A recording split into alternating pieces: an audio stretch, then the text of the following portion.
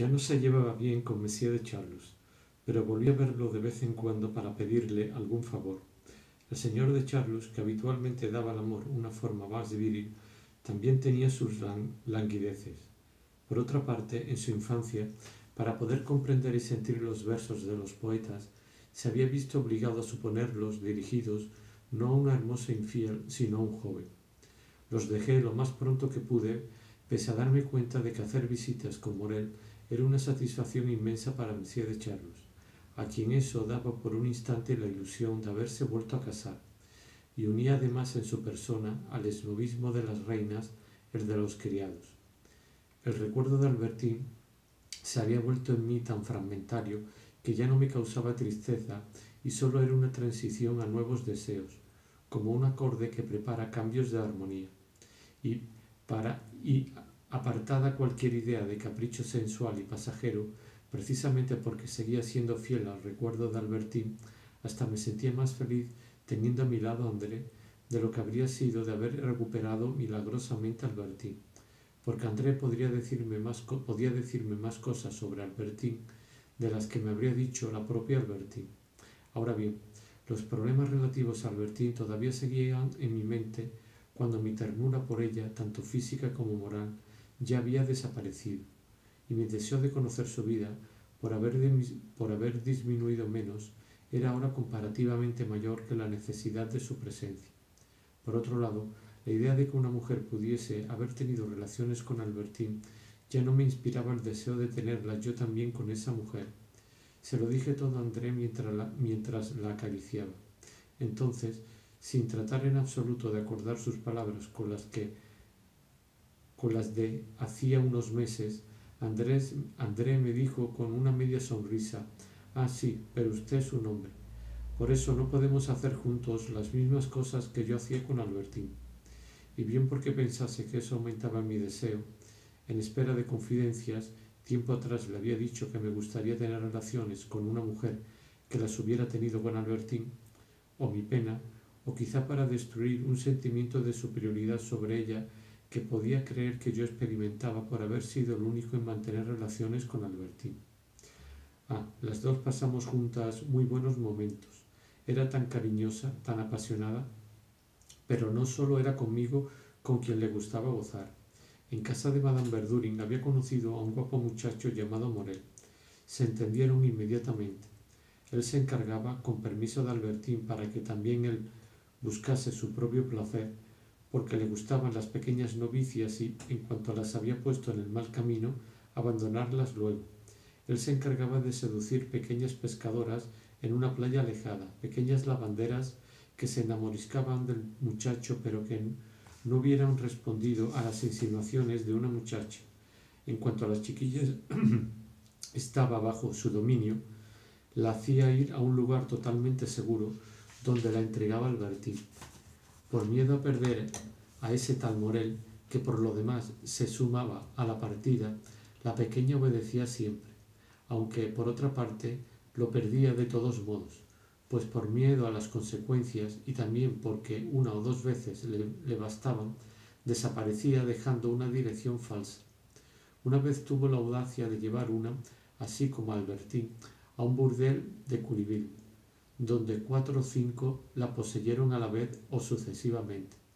Era lo que le apasionaba, como también lo que apasionaba a Albertín. Pero Albertín tenía luego unos remordimientos terribles. Creo que en casa de usted había logrado dominar su pasión y aplazaba de día en día entregarse a ella. Además, era tan grande su amistad por usted que sentía escrúpulos.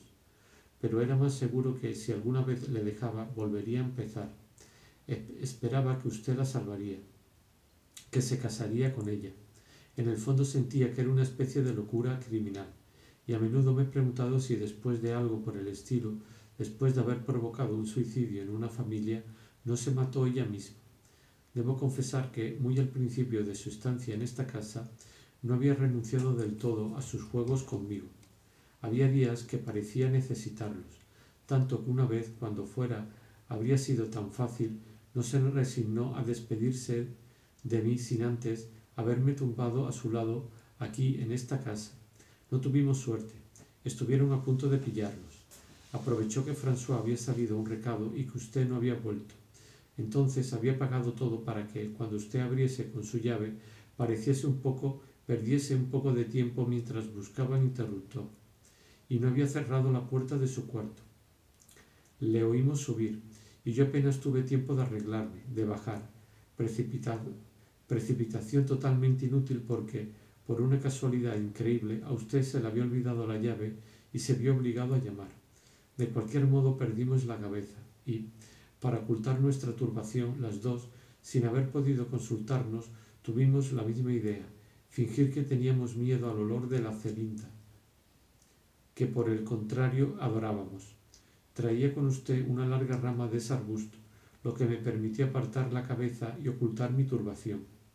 Eso no me impidió decirle con una torpeza absurda que François quizá había regresado y podría abrirle, cuando un segundo antes le había mentido diciéndole que acabamos de volver de paseo y que, cuando llegamos, François aún no había bajado, cosa que era verdad. Pero la desgracia fue, creyendo que usted tenía su llave, apagar la luz, porque tuvimos miedo de que al subir la viera volver a encenderse, o, cuando menos, vacilamos mucho. Y durante 3 noches Albertín no pudo pegar ojo, porque temía todo el tiempo que usted desconfiara y preguntase a François por qué no había encendido la luz antes de irse. De hecho, Albertín le tenía mucho miedo, y por momentos aseguraba que era usted falso, malvado, que en el fondo la detestaba. Al cabo de 3 días, por la calma que usted mostraba, comprendió que no se le había ocurrido preguntar nada a François y pudo recuperar el sueño, pero no volvió a reanudar sus relaciones conmigo, bien por miedo, bien por remordimientos, porque aseguraba que le quería mucho, o bien porque amaba a algún otro. En cualquier caso, nunca se pudo hablar de flores de Celinda en su presencia sin que se pusiera colorada y se pasase la mano por la cara pensando en ocultar su rubor. Como ciertas dichas, hay ciertas desgracias que llegan demasiado tarde y no alcanzan en nosotros toda la magnitud que habrían tenido algún tiempo antes. Por ejemplo, la desgracia que para mí era la terrible revelación de André. Pero incluso cuando malas noticias deben entristecernos, sin duda ocurre que en el entretenimiento, en el juego equilibrado de la conversación, pasan delante de nosotros sin detenerse, y nosotros, preocupados por 1000 cosas que responder, transformados en algún otro por el deseo de agradar a las personas presentes, protegidos durante unos instantes en ese ciclo nuevo contra los afectos, contra los sufrimientos que hemos abandonado para entrar en él y que volveremos a encontrar una vez roto el breve encantamiento, no tenemos tiempo de acogerlas. Sin embargo, si esos afectos y esos sufrimientos son demasiado predominantes, siempre entramos distraídos en la zona de un mundo nuevo y momentáneo donde, demasiado fieles a los sufrimientos, no podemos volver nosotros. Entonces las palabras se ponen inmediatamente en contacto con nuestro corazón, que no ha quedado fuera de juego. Desde hacía un tiempo, sin embargo, las palabras relativas a Albertín habían perdido, como un veneno evaporado, su poder tóxico. La distancia era ya demasiado lejana, como un paseante que, viendo por la tarde media luna nublada en el cielo, se dice: esa es la inmensa luna. Y yo me decía: pero cómo, la verdad que tanto he buscado, que tanto he temido, no es otra cosa que esas pocas palabras dichas en una conversación, en las que ni siquiera se puede pensar hasta el fondo, porque uno no está solo. Además, me cogía realmente desprevenido. Me había fatigado mucho con André. De hecho, habría querido tener más fuerzas para consagrarla a una verdad semejante. Seguía resultándome exterior, pero porque aún no había encontrado un lugar para ella en mi corazón. Quisiéramos que la verdad nos fuese revelada por signos nuevos, no por una frase semejante a las que tantas veces se han dicho. El hábito de pensar impide a veces sentir lo real, inmuniza contra él, hace que siga pareciendo pensamiento. No hay ninguna idea que no lleve en sí la posibilidad de su refutación y toda palabra la palabra contraria. En cualquier caso, de ser cierto, ahora era toda esa inútil verdad sobre la vida de un amante que ya no existe y que asciende de las profundidades, que aparece cuando ya no podemos hacer nada con ella. Entonces, pensando sin duda en alguna otra que ahora amamos y con la que podría ocurrir lo mismo, porque ya no se preocupa uno de la que ha olvidado, nos afligimos, nos decimos, si viviese, nos decimos, si la que está viva pudiera comprender todo esto y que cuando esté muerta me enteraré de todo lo que me oculta, pero es un círculo vicioso. Si hubiera podido hacer que Albertine estuviese viva, al mismo tiempo habría hecho que André no me hubiera revelado nada. Es un poco la misma cosa que el Eterno verá cuando ya no le quiera, que es tan verdadero y tan absurdo, porque, en efecto, si dejáramos de amar, se conseguiría mucho, pero no nos preocuparíamos de conseguirlo. Hasta es exactamente lo mismo, porque la mujer a la que se vuelve a ver cuando ya no la amamos, si nos dice todo, es porque de hecho ya no es ella, o porque nosotros ya no somos nosotros. El ser que amaba ya no existe. También por ahí ha pasado la muerte, volviendo todo fácil y todo inútil. Hacía yo estas reflexiones poniéndome en la hipótesis de que André hubiera dicho la verdad, cosa posible, y la moviese a ser sincera conmigo precisamente el hecho de tener ahora relaciones conmigo. Aquel lado San Andrés de Champs, Calvertín, aquel lado San Andrés de Champs que Albertín había tenido hacia mí al principio. La ayuda a ello, en este caso, el hecho de que yo ya no temía a Albertín, la ayudaba a ello en este caso el hecho de que ya no temía a Albertín, porque la realidad de los seres no sobrevive para nosotros mucho tiempo después de su muerte, y al cabo de unos años son como esos dioses de las religiones abolidas, a los que se ofende sin temor porque se ha dejado de creer en su existencia. Pero que André hubiera dejado de creer en la realidad de Albertín podía tener por efecto que ya no tuviese miedo no sólo de traicionar una verdad que había prometido no revelar, sino también a inventar una mentira que calumniase retrospectivamente a su pretendida cómplice. Esa ausencia de temor le permitía revelar por fin, diciéndome aquello, la verdad, o bien inventar una mentira si por algún motivo, creyéndome lleno de felicidad y de orgullo, quería apenarme. Quizá estaba irritada conmigo, irritación mantenida en suspenso mientras me había visto desdichado y sin consuelo, porque había tenido relaciones con Albertín y acaso me envidiaba, creyendo que por eso me consideraba más favorecido que ella, una ventaja que quizás ella no había obtenido y ni siquiera deseado. Por ejemplo, a menudo le había visto decir que aparecían muchas enfermas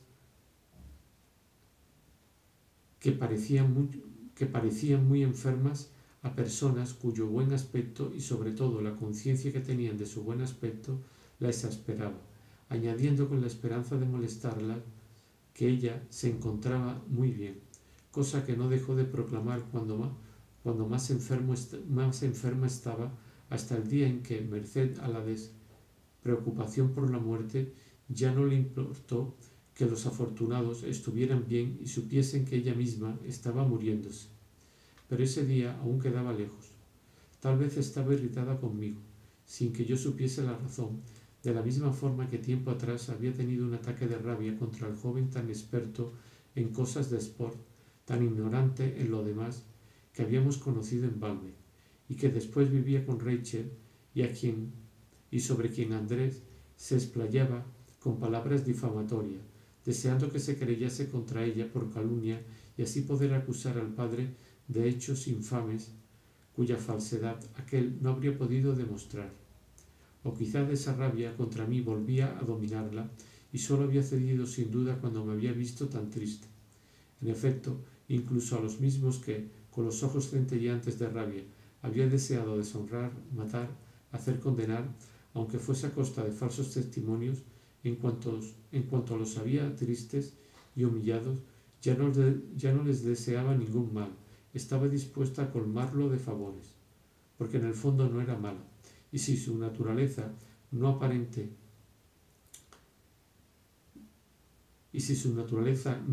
aparente algo profunda, no era la gentileza como al principio hacían creer sus delicadas atenciones, sino más bien la envidia y el orgullo, su tercera naturaleza, más profunda todavía, la verdadera, aunque no realizada del todo, tendía hacia la bondad y el amor al prójimo.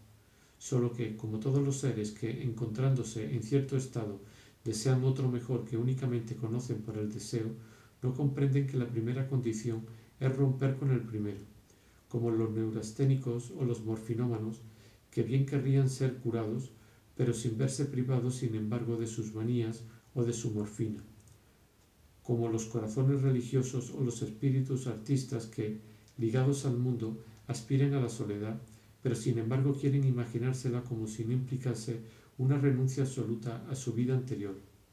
André estaba dispuesto a amar a todas las criaturas, pero a condición de haber conseguido primero no imaginárselas como triunfadoras y para ello humillarlas previamente.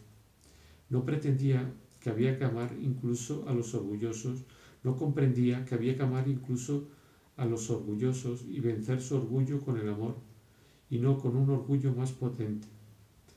Pero es que era como los enfermos que pretenden curarse con los mismos medios que alimentan la enfermedad, medios que aman y que dejarían de amar en cuanto renunciasen a ellos. Mas se quiere aprender a nadar y mantener sin embargo un pie en tierra.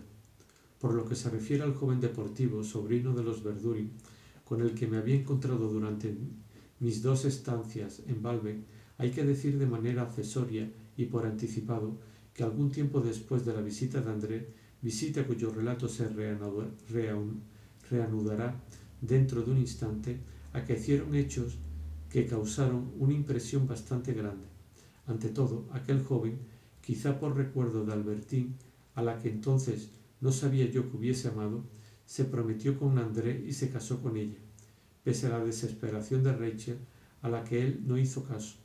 André ya no dijo entonces, es decir, unos meses después de la visita de que hablo, que era un miserable, y más tarde me di cuenta de que si lo había dicho solo era porque estaba loca por él y creyó que él no quería saber nada de ella. Pero hubo otro hecho más sorprendente. Ese joven hizo representar pequeños sketches con decorados y vestuarios propios y que han aportado al arte contemporáneo una revolución cuando menos igual a la realizada por los ballets rusos. Resumiendo, los jueces más autorizados consideraron sus obras como algo capital, casi unas obras de genio, y por lo demás yo pienso como ellos, ratificando así para mi propio asombro la antigua opinión de Rachel. Las personas que en Baalbek lo habían conocido solo atento hacia el corte de los trajes de la gente a la que tenía que tratar, era elegante o no, pasando todo su tiempo en el baccarrá, en las carreras, en el golf o en el polo, que sabían que en sus estudios siempre había sido un desastre y hasta se había hecho expulsar del liceo, para fastidiar a sus padres se había ido a vivir 2 meses al gran burdel en el que Monsieur de Charlus había creído sorprender a Morel. Pensaron que quizás sus obras eran de André, quien por amor quería dejarle su gloria, o que más probablemente, con su gran fortuna personal, que sus locuras solo habían mellado, pagaba a algún profesional de talento y menesteroso para hacerlas. Este género de sociedad rica, desbastada por el trato con la aristocracia y sin idea alguna de lo que es un artista, que para ellos solo es bien un actor al que llaman para recitar monólogos en los esponsales de su hija, entregándole acto seguido discretamente sus honorarios en un salón vecino, viene un pintor en cuyo estudio la hacen posar una vez casada ante los hijos y cuando todavía se conserva bien, no le cuesta mucho creer que todas las personas del gran mundo que escriben, componen o pintan encargan sus obras y pagan por tener una reputación de autor, como otros por asegurarse un escaño de diputado. Mas todo esto era falso, y ese joven era desde luego el autor de aquellas obras admirables. Cuando lo supe, me vi obligado a dudar entre mis diversas suposiciones. O bien había sido efectivamente durante largos años el bruto espeso que parecía ser, y algún cataclismo fisiológico había despertado en él el genio adormecido, como en la bella durmiente del bosque, o bien en aquella época de su retórica tormentosa, de sus suspensos en el bachillerato, de sus grandes pérdidas de juego en Baalbek, de su miedo a subir en el tranvía con los fieles de su tía Verduri debido a su espantosa indumentaria, ya era un hombre de genio, quizá distraído de su genio, cuya llave había dejado debajo de la puerta en la efervescencia de las pasiones juveniles, o incluso hombre de genio ya consciente y si último en clase era porque mientras el profesor decía vulgaridades sobre Cicerón, él leía a Rimbaud o a Goethe, cierto que nada permitía sospechar esta hipótesis cuando lo conocí en Baalbek, donde sus preocupaciones me parecieron vincularse únicamente a la corrección de los troncos de caballos y a la preparación de los cócteles. Mas esto no es una objeción irrefutable. Podía ser muy vanidoso, cosa que no está reñida con el genio, y proponerse brillar de la manera que sabía adecuada para deslumbrar en el ambiente en que vivía, y que no era desde luego dar pruebas de un conocimiento profundo de las afinidades selectivas, sino más bien guiar un tiro a rienda suelta. No estoy seguro, por otra parte, de que, incluso cuando se convirtió en autor de aquellas hermosas obras tan originales, le hubiese gustado mucho saludar, fuera de los teatros en que era conocido, a cualquiera que no llevase smoking, como los fieles en sus primeros tiempos, lo cual demostraría en él no estupidez sino vanidad, e incluso cierto sentido práctico, cierta clarividencia para adaptar su vanidad a la mentalidad de los imbéciles, cuya estima le importaba y para quienes el smoking quizá brilla con un fulgor más vivo que la mirada de un pensador. Quién sabe si, visto desde fuera, tal hombre de talento, o incluso un hombre sin talento pero que ama las cosas de la inteligencia, yo por ejemplo, no habría hecho a quien lo hubiera encontrado en Riverberg, en el hotel de Baalbek, en el malecón de Baalbek, el efecto del imbécil más perfecto y pretencioso, sin contar con que para Otap las cosas de arte debían de ser algo tan íntimo, tan vivo, en los repliegues más selectos de sí mismo, que sin duda no se le hubiera ocurrido hablar de ellas como habría hecho, pongamos por caso, Saint-Loup, para quien las artes tenían el prestigio que los troncos de caballo tenían para Otap. Además, podía tener la pasión del juego, y se dice que la había conservado. Con todo, sin la piedad que hizo revivir la obra desconocida de Vintel salió del ambiente más turbio de Montjubain, no me impresionó menos la idea de que quizá las obras maestras más extraordinarias de nuestra época han salido no del concurso general de una educación modelo académica a lo Broglie, sino de la frecuentación de los recintos de pesaje y de los grandes bares. En todo caso, en esa época, en Baalbek, las razones que hacían desear a mí conocerlo, a Albertín y a sus amigas, que yo no lo conociese, eran ajenas en igual medida a su valía, y únicamente habrían podido sacar a la luz el eterno malentendido de un intelectual, representado en este caso por mí, y la gente del gran mundo, representada por la pandilla, respecto a una persona mundana, el joven jugador de golf. Yo no presentía en absoluto su talento, y a mis ojos su prestigio, del mismo género que en otro tiempo el de Madame Blatin, era ser, a pesar de lo que pretendieran ellas, el amigo de mis amigas, y más de su pandilla que yo.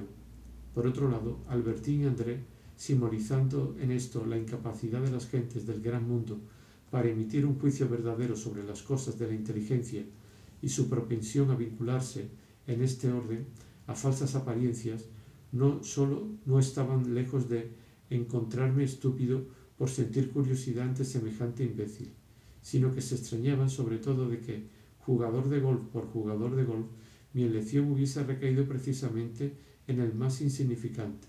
Si por lo menos hubiese querido relacionarme con el joven Gilbert de Beloubre, que fuera del golf era un muchacho que tenía conversación, que había conseguido una tesis en el concurso general y hacía unos versos agradables, aunque en realidad era más tonto que nadie, o si mi intención era hacer un estudio para un libro, Guy Sumoy, que estaba completamente loco y había raptado a 2 muchachas, era por lo menos un tipo curioso que podía interesarme. A estos 2 sí me lo hubieran permitido, pero al otro, ¿qué atractivo podía encontrarle? Era el tipo del bruto espeso. Volviendo a la vista a André, después de la revelación que acababa de hacerme sobre sus relaciones con Albertín, añadió que la principal razón por la que Albertín me había dejado era debido a lo que podían pensar sus amigas de la pandilla y también a otras, viéndola vivir así en casa de un joven con el que no estaba casada. Ya sé que era la casa de su madre, pero eso no importa. Usted no sabe lo que es todo ese mundo de muchachas, lo que ocultan unas de otras, el miedo que tienen a la opinión de las demás.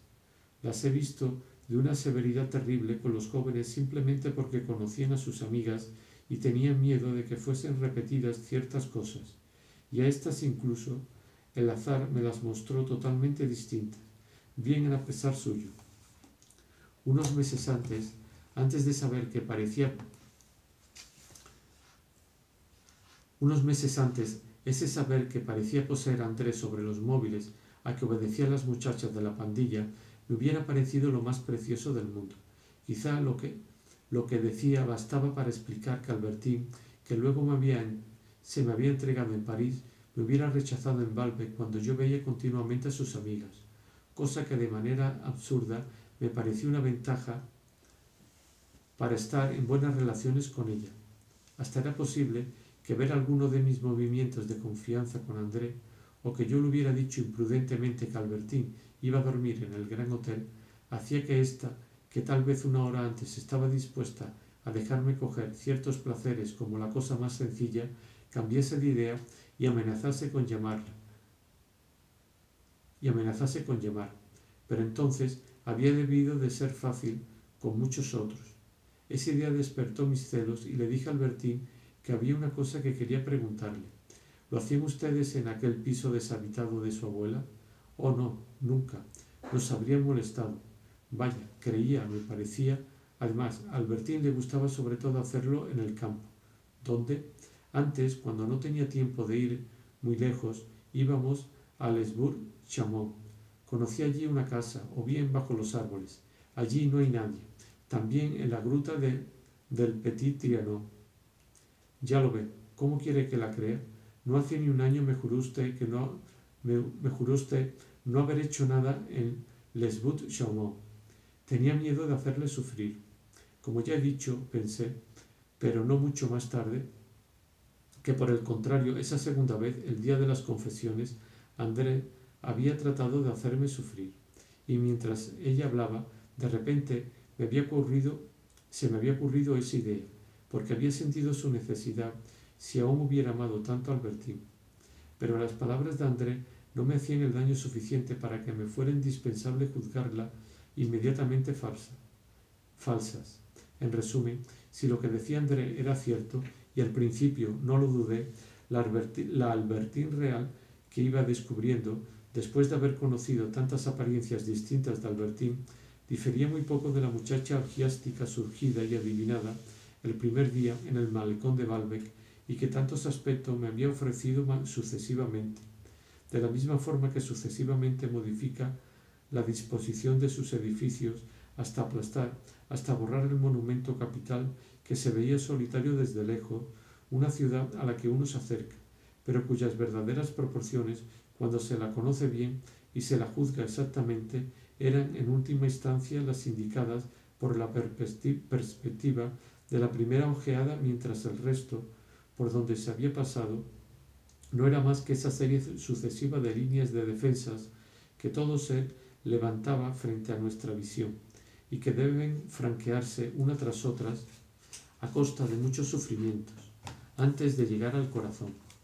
Además, si no tuve necesidad de creer de manera absoluta en la inocencia de Albertín, porque mi sufrimiento había disminuido, puedo decir que, a la recíproca, no sufrí demasiado por esa revelación, porque desde hacía algún tiempo la convicción que me había forjado de la inocencia de Albertín había sido sustituida poco a poco y sin que me diese cuenta por la convicción siempre presente en mí, por la convicción de la culpabilidad de Albertín. Y si ya no creía en la inocencia de Albertín, era porque ya no tenía la necesidad, el deseo apasionado de creer en ella. Es el deseo el que engendra la convicción, y si habitualmente no nos damos cuenta, es porque la mayor parte de los deseos creadores de convicciones solo terminan, contrariamente al que me había persuadido de la inocencia de Albertín, con nosotros mismos. A tantas pruebas que corroboran mi visión primera, había preferido estúpidamente simples afirmaciones de Albertín. ¿Por qué haberla creído? La mentira es esencial a la humanidad. Quizás desempeñe un papel tan grande como la búsqueda del placer, búsqueda que por otra parte la dirige. Se miente para proteger el propio placer o el propio honor si la divulgación del placer es contraria al honor. Se miente durante toda la vida, incluso, sobre todo y quizá exclusivamente a quienes nos aman. De hecho, solo estos nos hacen temer por nuestro placer y desear su estima. Al principio había creído culpable a Albertín, y solo mi deseo, empleando en una labor de duda todas las fuerzas de mi inteligencia, me habían hecho retroceder un camino equivocado. Quizá vivimos rodeados de inclinaciones eléctricas, sísmicas, de indicaciones eléctricas, sísmicas, que hemos de interpretar de buena fe para conocer la verdad de los caracteres. Si hay que decirlo, por triste que pese a todo estuviera por las palabras de André, me parecía más bello que la realidad concordase, por fin, con lo que mi instinto había presentido al principio antes que con el miserable optimismo al que luego había cedido de una manera cobarde. Prefería que la vida estuviese a la altura de nuestras intuiciones. Por lo demás, las que había tenido el primer día en la playa, cuando había creído que aquellas muchachas encarnaban el frenesí del placer, el vicio, también la noche en que había visto a la institutriz Albertín hacer entrar a aquella muchacha apasionada en la pequeña villa, como se empuja dentro de su jaula a una fiera que nada, pese a las apariencias, podrá domesticar que nada, pese a las apariencias, podrá domesticar más tarde, no concordaba con la que me había dicho Bloch cuando me volviera tan hermosa la tierra, mostrándome en ella la universalidad del deseo y haciendo que me estremeciese en todos mis paseos en cada momento. Pese a todo, ¿acaso era preferible que ahora no me encontrase verificadas de nuevo esas intuiciones primeras? Mientras duraba todo mi amor por Albertín, me habrían hecho sufrir demasiado y era mejor que de ellas solo hubiera subsistido una huella, mi perpetua sospecha de cosas que no veía y que sin embargo pasaban continuamente tan cerca de mí, y quizá otra huella más anterior, más vasta, que era mi amor mismo. En realidad, pese a todas las denegaciones de mi razón, conocer en todo su horror a Albertín no era elegirla, amarla, e incluso en los momentos en que la desconfianza se adormece, no es el amor su persistencia y una transformación, no es una prueba de clarividencia, prueba inteligible para el amante mismo, ya que el deseo, que siempre se dirige hacia lo que más opuesto es a nosotros, nos obliga a amar lo que nos hará sufrir. En la fascinación de un ser, en sus ojos, en su boca, en su figura, entran desde luego los elementos desconocidos para nosotros que son susceptibles de hacernos más desgraciados, hasta el punto de que sentirnos atraídos hacia ese ser, empezar a amarlos es, por inocente que lo pretendamos, leer ya en una versión diferente todas sus traiciones y todas sus faltas. Y estos encantos que, para atraerme, materializaban así las partes nocivas, peligrosas, mortales de un ser, estaban con esos secretos venenos en una relación de causa-efecto más directa de lo que lo están la exuberancia seductora y el zumo emponzoñado de ciertas flores venenosas.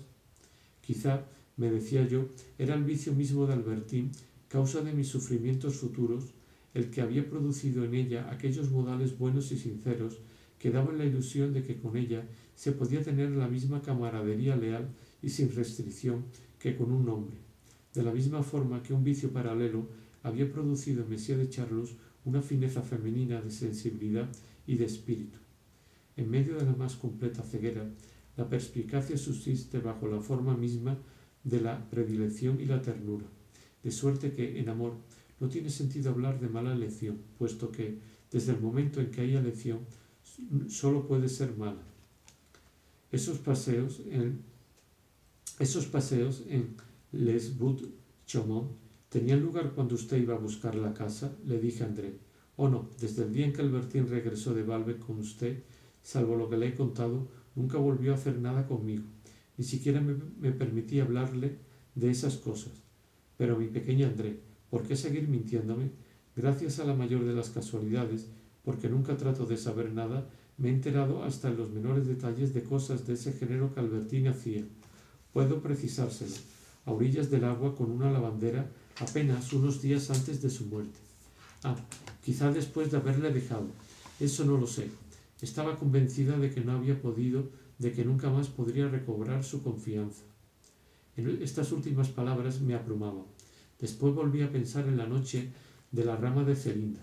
Recordaba que poco más o menos 15 días después, como mis celos cambiaban sucesivamente de objeto, le había preguntado a Albertín si alguna vez había tenido relaciones con André.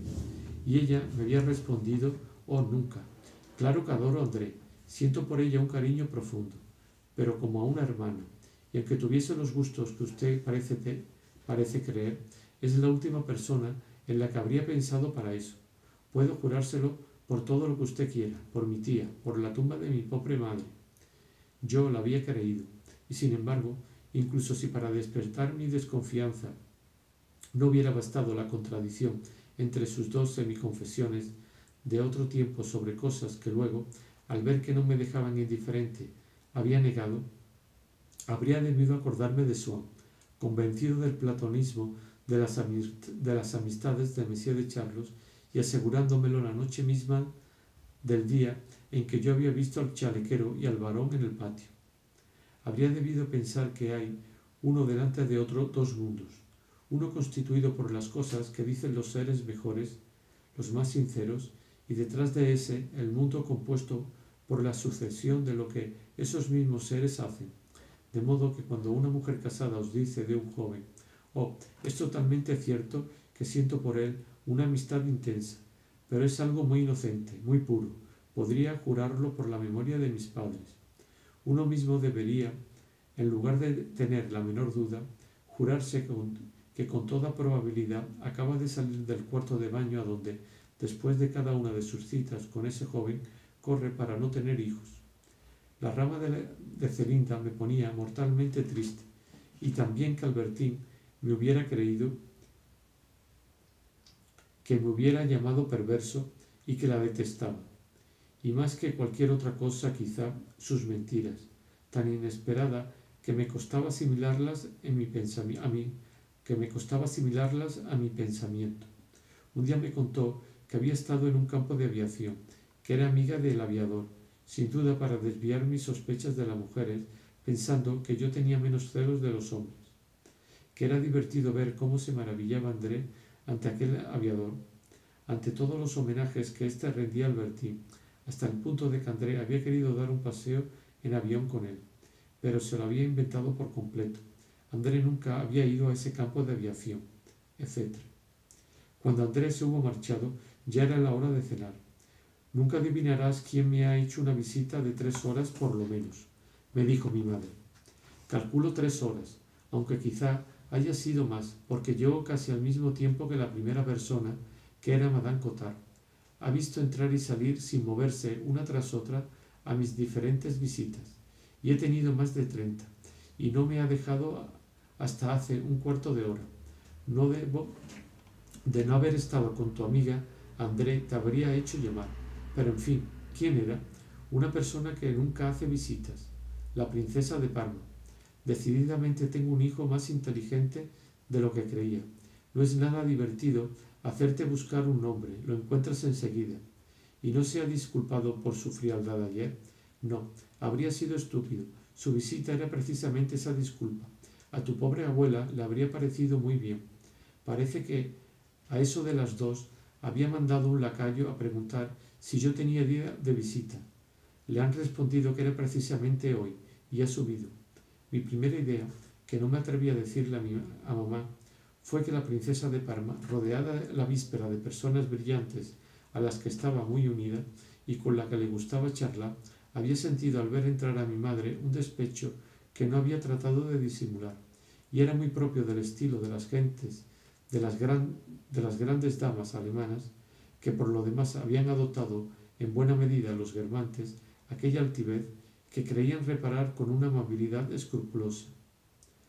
Pero mi madre creyó, y luego he creído yo como ella, que sencillamente la princesa de Parma no la había reconocido, no se había sentido obligada a ocuparse de ella, que después de la marcha de mi madre se había enterado de quién era, bien por la duquesa de Guermantes con la que mi madre se había encontrado abajo, bien con la lista de las visitas, o las que los sugieres, antes de entrar, preguntaban el nombre, a la que los sugieres, antes de entrar, preguntaban el nombre para inscribirlo en un registro.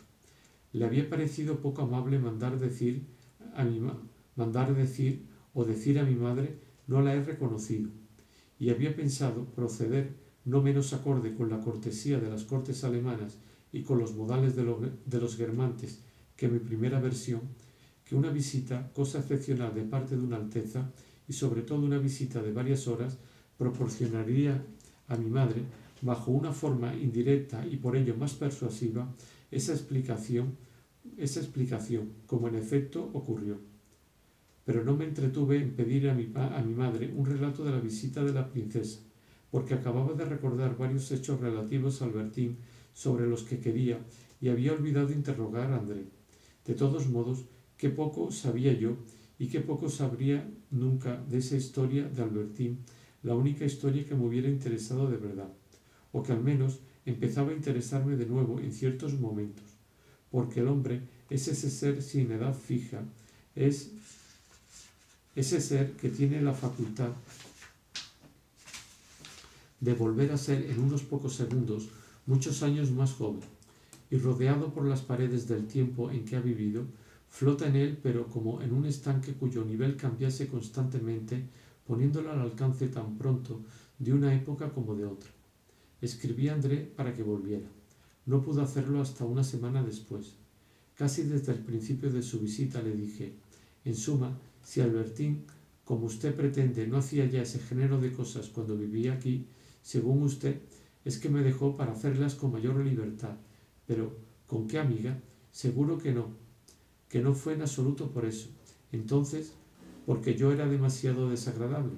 No creo. Creo que fue obligada a dejarle por su tía, que tenía planes para ellas con ese canalla, ya sabe, aquel joven al que usted llamaba tengo problemas, aquel joven que quería a Albertín y había pedido su mano. Viendo que usted no se casaba con ella, tuvieron miedo a que la chocante prolongación de su estancia en esta casa impidiese a ese joven desposarla. Madame Bontemps, sobre quien el joven no dejaba de hacer presiones, reclamó a Albertín. En el fondo, Albertín tenía necesidad de su tío y de su tía, y cuando supo que la obligaban a tomar una decisión, lo dejó a usted. En mis celos nunca había pensado en esa explicación, sino solo en los deseos de Albertín por las mujeres y en mi vigilancia. Había olvidado que también estaba Madame Bontemps, a quien podía parecer extraño un poco más tarde lo que mi madre le había chocado desde el principio. Cuando menos, Madame Bontemps había de temer que aquello chocase a ese posible prometido que le reservaba como último recurso si yo no me casaba con ella. De hecho, y contrariamente a lo que tiempo atrás había creído la madre de André, Albertín había encontrado en suma un buen partido burgués. Y cuando ella había querido ver a Madame Verdurin, cuando le había hablado en secreto, cuando tanto le había molestado que yo hubiese ido a una velada suya sin avisarla, la intriga que había entre ella y Madame Verdurin no tenía por objeto encontrarse con Mademoiselle Vinteuil, sino con el sobrino, que amaba a Albertín y para quien Madame Verdurin, con esa satisfacción de trabajar en la realización de una de esas bodas que sorprenden de parte de ciertas familias cuya mentalidad no se consigue entrar del todo, no pensaba en un matrimonio por dinero. Y yo no había vuelto a pensar en aquel sobrino, que quizá había sido el despabilador gracias al cual yo había conseguido mi primer beso suyo. Y todo el plano de las inquietudes de Albertín que yo había construido había que sustituirlo por otro, o superponérselo, porque quizá no lo excluía, pues la inclinación por las mujeres no impide a una mujer casarse. Aquel matrimonio era realmente la causa de la marcha de Albertín, y por amor propio, para no dar la impresión de depender de su tía o de forzarme a casarme con ella.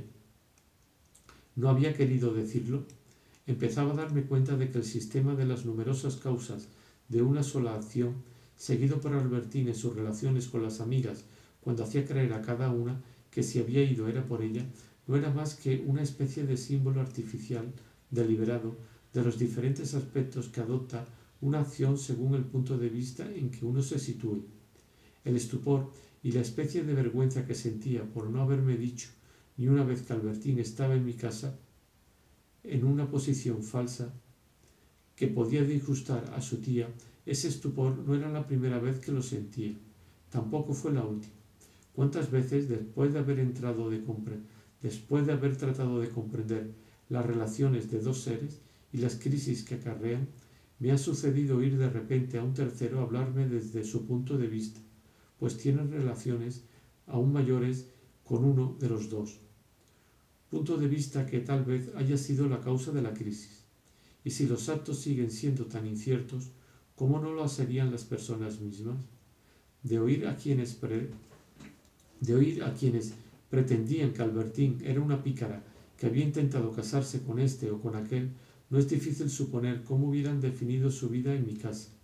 Y sin embargo, en mi opinión había sido una víctima quizá no del todo pura, pero en tal caso culpable por otras razones, a causa de sus vicios de los que no se hablaba. Mas ante todo hay que decirse eso. Por un lado, la mentira es muchas veces un rasgo de carácter.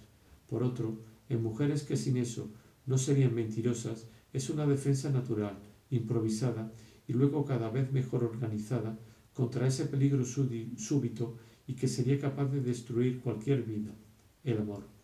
Por otra parte, no es efecto de la casualidad, ni de si los seres intelectuales y sensibles se entregan siempre a mujeres insensibles e inferiores, y están sin embargo muy unidos a ellas. Y es que la prueba de no ser amados no los cura en absoluto de sacrificar todo por conservar a su lado a una mujer así. Si digo que este tipo de hombres tiene necesidad de sufrir, digo una cosa exacta. Suprimiendo las verdades preliminares que hacen de esa necesidad, es en cierto sentido involuntaria, de sufrir una secuela perfectamente comprensible de estas verdades. Sin contar con que, por ser raras las naturalezas completas, un ser muy intelectual y sensible tendrá por regla general poca voluntad, será juguete del hábito y de este miedo a sufrir al minuto siguiente que condena a los sufrimientos perpetuos, y sin contar con que en esas condiciones jamás querrá repudiar a la mujer que lo ama, a la mujer que no lo ama. Puede extrañar que se contente con tan poco amor, pero habría que imaginar más bien el dolor que puede causarle el amor que siente. Dolor que no debemos compadecer demasiado, porque las terribles conmociones que nos provocan el amor desgraciado, la fuga, la muerte de un amante, son como esos ataques de parálisis que al principio nos fulminan, pero tras los cuales los músculos tienden poco a poco a recuperar su elasticidad, su energía vital. Además, ese dolor no carece de compensación. Estos seres intelectuales y sensibles son por lo general poco inclinados a la mentira. Esta les coge tanto más desprevenido cuanto que, incluso muy inteligentes, viven en el mundo de los posibles. Reaccionan poco, viven en el dolor que una mujer acaba de infligirles más que en la clara percepción de lo que esa mujer quería, de lo que hacía, de lo que amaba, percepción dada sobre todo a las naturalezas voluntariosas y que necesitan de eso para prevenir el futuro en lugar de llorar el pasado. Estos seres se sienten, por lo tanto, engañados sin saber bien cómo. Y por eso la mujer mediocre, a la que tanto nos sorprendía verles amar, enriquece su universo mucho más de lo que hubiera hecho una mujer inteligente. Detrás de cada una de sus palabras, ellos sienten una mentira. Detrás de cada casa a la que ella dice haber ido, otra casa. Detrás de cada acción, de cada ser, otra acción, otro ser. Sin duda, no saben cuáles, no tienen las energías, quizá no tendrían la posibilidad de llegar a saberlo. Una mujer mentirosa, con un truco extremadamente simple, puede engañar sin molestarse en cambiarlo a un gran número de personas, y lo que es más, a la misma que habría debido descubrirlo. Todo esto crea, frente al intelectual sensible, un universo hecho en su totalidad de profundidades que sus celos querrían sondear y que no deja de interesar a su inteligencia. Sin ser precisamente uno de estos, tal vez yo iba a saber, ahora que Albertine estaba muerta, el secreto de su vida. Estas indiscreciones que sólo se producen después de que ha terminado la vida terrena de una persona, no prueba que en el fondo nadie cree en la vida futura. Si esas indiscreciones son auténticas, deberíamos temer el resentimiento de aquellas cuyas acciones se descubren, tanto como se las temía estando viva, cuando uno se creía obligado a ocultar su secreto, para el día en que se la vuelva a encontrar en el cielo. Y si estas indiscreciones son falsas, inventadas porque ella ya no está aquí para desmentirla, más debería temerle todavía la cólera de la muerta si se la creyese en el cielo. Pero nadie cree en él. Por lo tanto, era posible que en el corazón de Albertine se hubiera desarrollado un largo drama entre quedarse y dejarme, pero que dejarme fuese a causa de su tía o de aquel joven, y no a causa de las mujeres en las que quizá nunca había pensado. Lo más grave para mí fue que André, que sin embargo ya no tenía nada que ocultarme sobre las costumbres de Albertine, me juró que pese a todo no había habido nada de ese género entre Albertine por una parte y Mademoiselle Vintel y su amiga por otra. La misma Albertine ignoraba sus propios gustos cuando la había conocido, y éstas, por ese miedo a equivocarse en el mismo sentido que uno desea, que engendra tantos errores como el deseo mismo, la consideraron como muy hostil a tales cosas. Quizá mucho más tarde se habían enterado de su conformidad de gustos con ella, pero entonces ellas conocían demasiado a Albertine y Albertine las conocía demasiado a ellas para poder pensar siquiera en hacerlo juntas. En resumen, cada vez comprendía menos por qué me había dejado Albertine. Si el rostro de una mujer es difícil de captar por los ojos, que no puede aplicarse a toda esa superficie movediza por los labios, más todavía por la memoria, si unas nubes la modifican según su posición social, según la altura desde donde uno está situado, cuanto más espesa es todavía la cortina que separa las acciones suyas que no vemos y sus móviles, los móviles están en un plano más profundo que no percibimos y engendran además acciones distintas de las que conocemos y a menudo en absoluta contradicción con ella. ¿En qué época no ha habido hombre público creído santo por sus amigos y del que después se ha descubierto que hizo falsificaciones, robó al Estado, traicionó a su patria? ¿Cuántas veces un gran señor es robado todos los años por un intendente al que ha criado, del que hubiese jurado que era un hombre honesto, y que quizá lo era?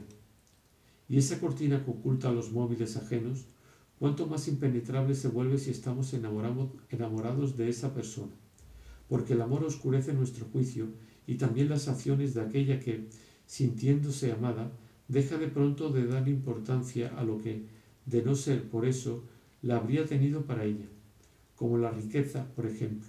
Quizá también la empuje a fingir en parte ese desdén por la riqueza, con la esperanza de conseguir más haciendo sufrir. El regateo también puede mezclarse al resto. Y hasta hechos provistos de su vida,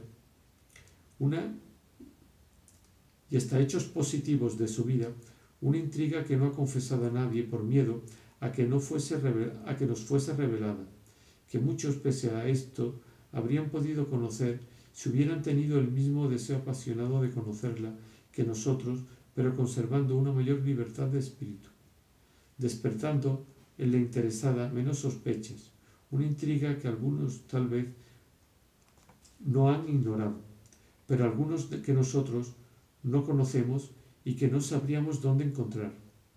Y entre todas las razones para tener con nosotros una actitud inexplicable, hay que incluir esas singularidades de carácter que empujan a un ser, bien por negligencia del propio interés, o por odio, o por amor a la libertad, o por bruscos impulsos de rabia, o por temor a lo que piensen ciertas personas, a hacer lo contrario de lo que pensábamos. Y luego están las diferencias de ambiente, de educación, en las que no se quiere creer porque, cuando hablan los dos, se las borra en las palabras, pero que vuelven a encontrarse cuando uno está solo, para dirigir los actos de cada uno desde un punto de vista tan opuesto que no hay verdadero encuentro posible.